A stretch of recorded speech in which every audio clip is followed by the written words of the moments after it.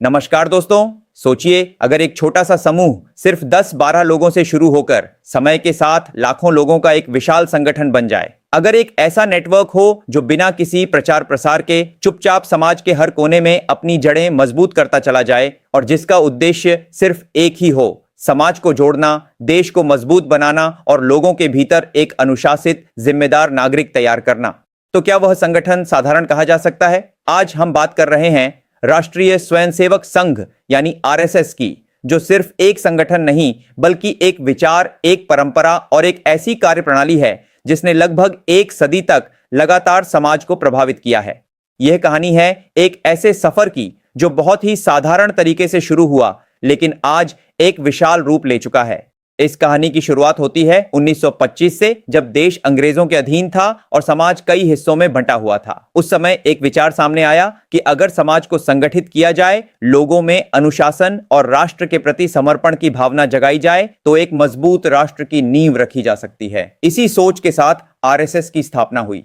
शुरुआत में कुछ ही लोग थे, एक छोटा सा समूह, लेकिन उनका लक्ष्य बहुत बड़ा था। धीरे धीरे यह समूह बढ़ने लगा, लोग जुड़ते गए और एक ऐसा संगठन तैयार हुआ जिसकी नींव मजबूत विचारों और अनुशासन पर रखी गई थी। इस संगठन की सबसे खास बात थी इसका शाखा सिस्टम, जहां रोजाना लोग मिलते, एक साथ समय बिताते, योग करते, खेलते और समाज के प्रति अपने कर्तव्यों को समझते। यही शाखाएं इस संगठन की असली ताकत बनी और इन्होंने इसे जमीनी स्तर पर इतना मजबूत बना दिया कि यह धीरे धीरे पूरे देश में फैल गया। समय के साथ यह संगठन सिर्फ एक विचार तक सीमित नहीं रहा, बल्कि समाज के हर क्षेत्र में अपनी उपस्थिति दर्ज कराने लगा। इसकी कार्यप्रणाली बेहद सरल लेकिन प्रभावी रही। बिना किसी दिखावे के, बिना किसी बड़े मंच के, सीधे लोगों के बीच जाकर काम करना। यही कारण है कि इस संगठन ने समाज के हर वर्ग में अपनी जगह बनाई। शिक्षा, समाज सेवा, सांस्कृतिक जागरूकता और राष्ट्र निर्माण जैसे क्षेत्रों में इसके कार्य लगातार बढ़ते गए।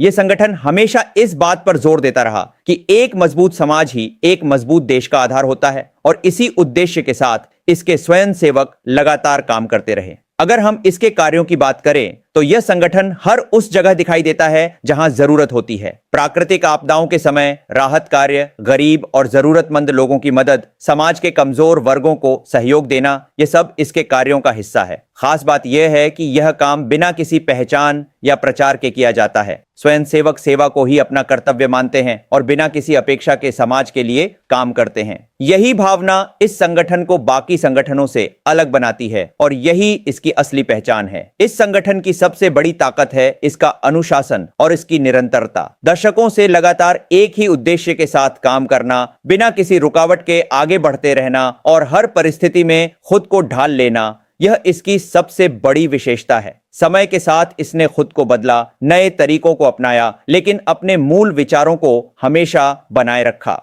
यही कारण है कि आज यह संगठन न केवल देश में बल्कि दुनिया के कई हिस्सों में भी अपनी उपस्थिति दर्ज करा चुका है। आज के समय में आरएसएस एक ऐसा नाम बन चुका है जिसे नजरअंदाज करना मुश्किल है।